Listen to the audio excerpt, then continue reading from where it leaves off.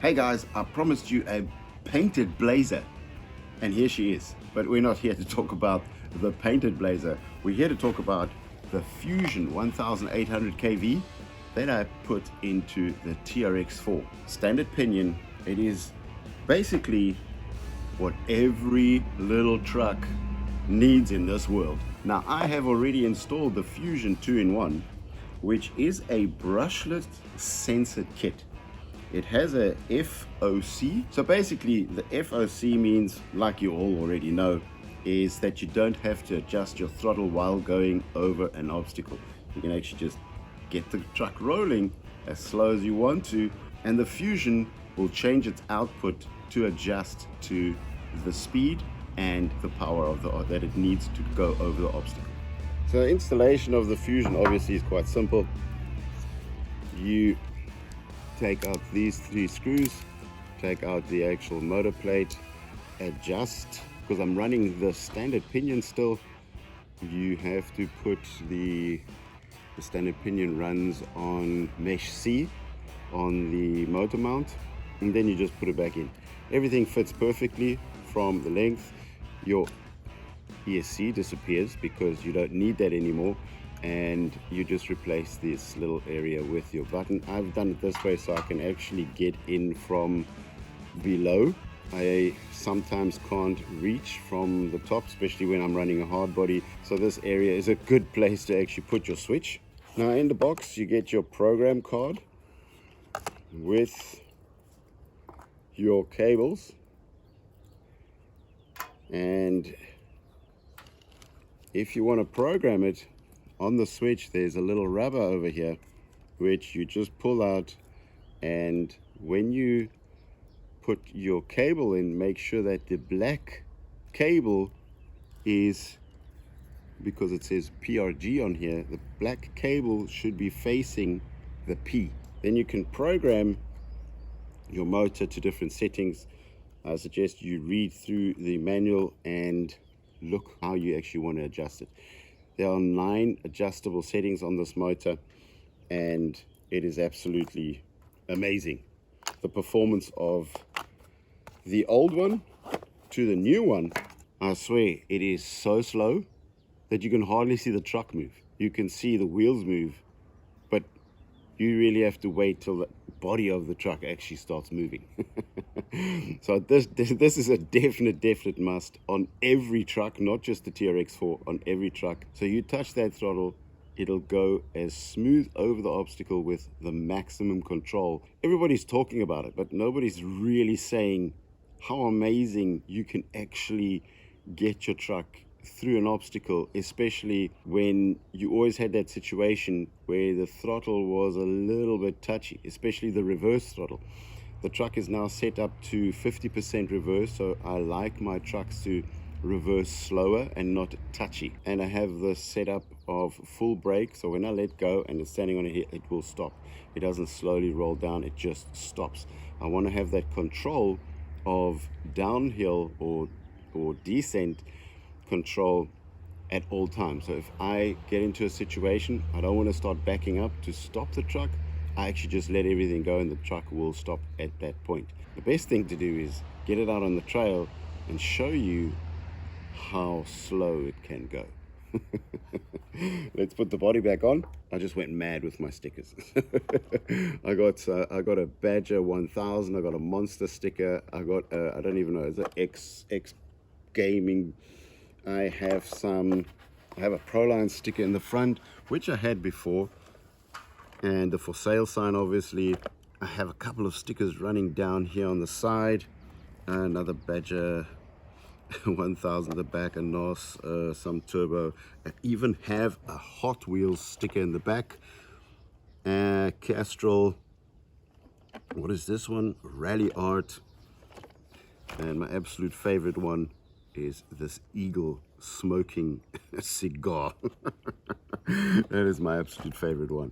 So I'm going to take it on the trail, and I want to show and explain a couple of things from the old motor to the new motor. So the old motor weighed 106 grams more than the new setup because you're getting rid of your ESC and the motor. Now the Fusion 1800 is a little lighter, so you're actually just putting all the weight into the front, into the lower area. I don't think I noticed that, to be very honest. The truck hasn't changed. I think it's a minor change. What I want to do is just take it on the trail and just explain what the old system didn't do, or where I would get into problems with the old system, where with the new one you're so confident that it's gonna work. Let's hit the trail. I'll explain to you what I'm talking about. So this has always been a stock TRX4 Sport from the electrics. Now what I'm noticing is that my servo has got a lot more power. I think I left the setting on default. So that's one thing I'm noticing, is I have a lot more power in my stock servo. And this servo has survived the last 3 years. So I haven't had to replace it. Maybe this is going to cause the servo to go because I'm running more power on it now. Now let's do the first thing. We're going to do a little bit of speed. Going to do a speed run and see if it is faster or slower. I believe they're both very similar. They don't really give each other on high speed. The Fusion is a touch faster than the stock motor and the stock ESC. But let's give that a go so you can see kind of what I'm talking about. So if we need some wheel speed, we do have wheel speed. Let's turn it around, come back down. Whoa! Now the setup of the truck is obviously as low as it can go. It is basically sitting on the chassis. That's why we do not have a lot of suspension on the truck on high speed runs. But let's hook a right and turn into our trail. I'll see you at the bottom. So I'm gonna go down our trail that we use for our competition runs and show you the first thing that I've done on the brake. So when I am going on a hill descent, when I let the throttle go, the truck stops. I personally have more control over this setting.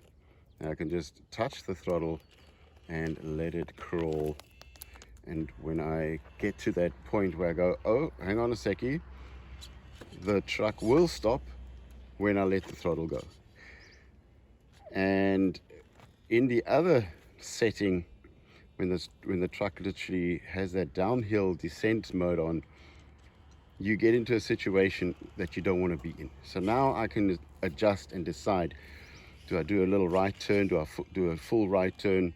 What do I do from here?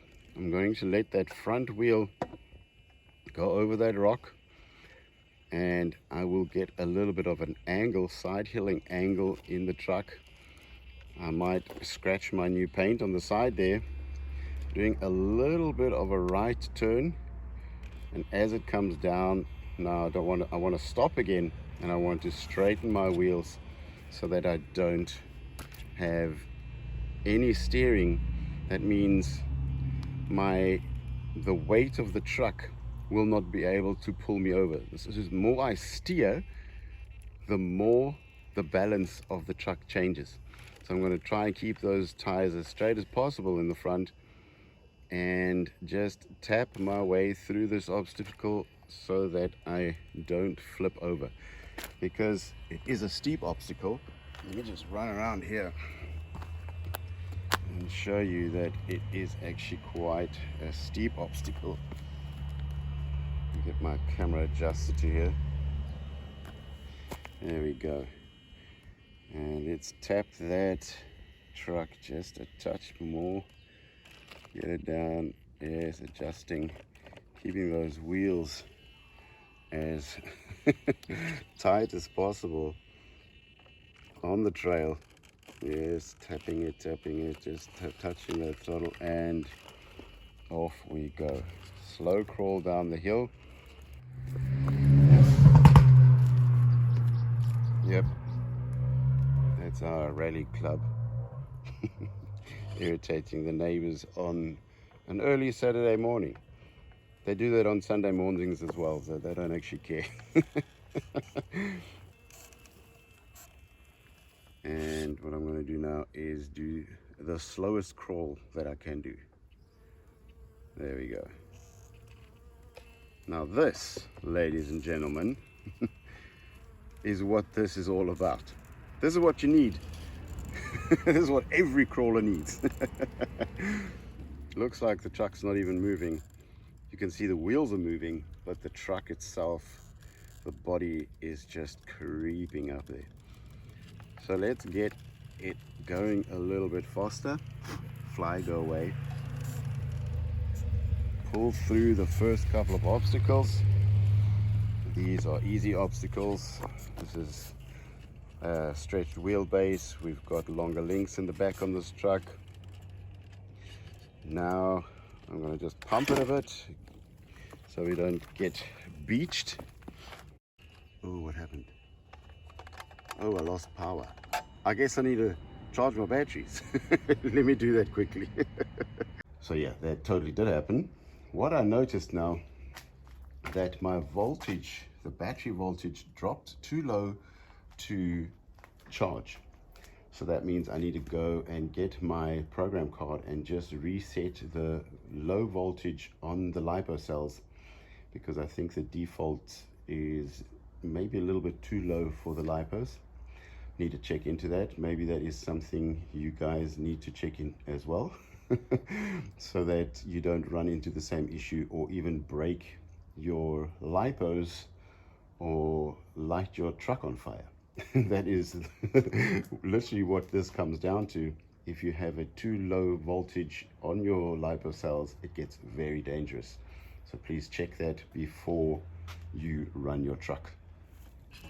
So my default setting was set to 3.2 volts cutoff. So that means the ESC cuts off the power when the battery reaches 3.2 volts, which should be fine.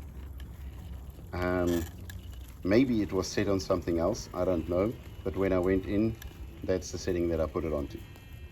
So basically low is 3 volts and high is 3.4 volts. Okay, let's try that again. Taking my slow crawl, speeding it up a little bit over the first rocks.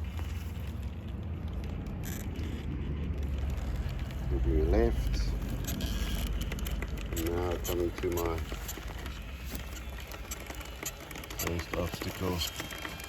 Looking full left and hoping that I pass the rock with my front bumper, which I'm not. Hello, Carrot. So my cat is also very interested in what's happening. Okay, managed to get the front bumper over the rock, and the slow crawl, the controlled slow crawl, let's say. On reverse, I have it set on 50%, so I can have a slow reverse and not lose control in the obstacle. Let's get to this section and start our slow crawl. A little bit of a left turn, putting that tire into the obstacle, maybe a little bit more. Truck slowly moves around, a little bit more speed. There we go, and not tapping off, keeping the throttle, never going off the throttle on an obstacle. There we go, she starts climbing. Doing a full right turn, straightening my wheels now, getting that rock slider past the rock. And now getting the truck, or getting the front tire onto the peak of that next rock. Accelerating a little bit, touching that, doing a slight right turn so that I get my front of the truck past the obstacle, keeping a full right turn, and easy does it. Controlled crawl, not losing the balance, very important so they don't flip over. Now with the old motor, obviously this was not possible because it was just too touchy. So now I get to a point where I say, okay, hang on a second, I am slowly getting to the point where the truck will flip. I'm going to just straighten my wheels and back it up and then crawl again. Hopefully this time I'm going to get around. Stuck on the chassis, pushing the truck off balance, doing a left turn, backing it up, and now right turn, slow crawl. So those are the situations. There we go, hang on, get through this. Those are the situations where the Fusion just gives you all that control that you need, not to flip your truck or to lose balance. So I straighten the wheels there for a second. Now I'm going into a full left, banking quite hard at the moment. And will I get past the tree? Looks like it, yes. Come on, get past that tree. Truck is banking quite hard at the moment. You just come from the back here so you can actually see the tilt on the truck. And let's see if we can get past the tree. Easy does it. The front wheel was in the air, now it's come back down. I am slowly managing to get past that tree.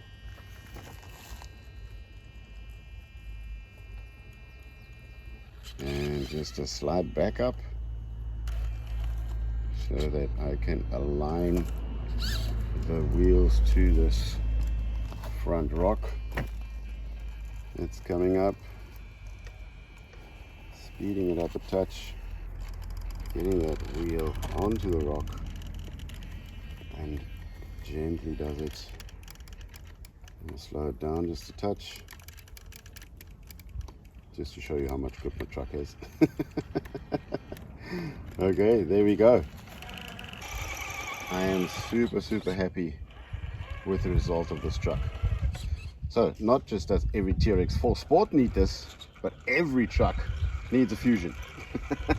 Okay guys, that's it from me for this week. Thanks for watching. We'll see you next time. Bye.